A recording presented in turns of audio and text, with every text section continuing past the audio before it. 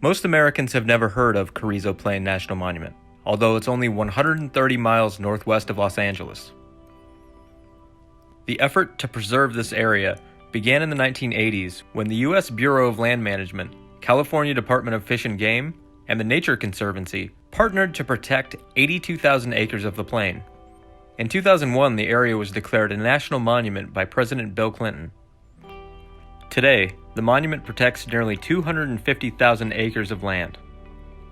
Despite being a national monument within driving distance of America's second largest city, Carrizo Plain only attracts roughly 30,000 visitors a year.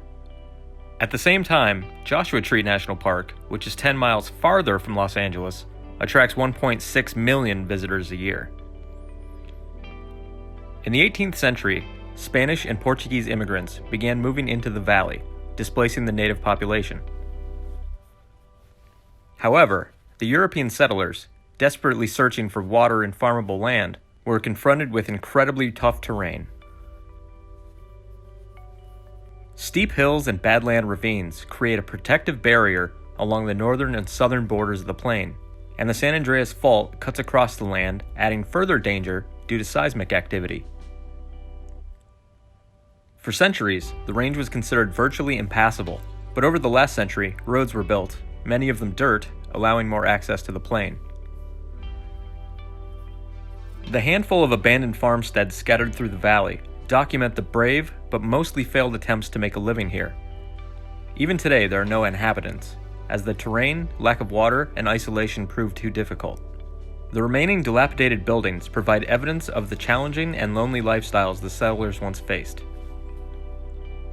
Carrizo Plain is the largest natural grassland remaining in California.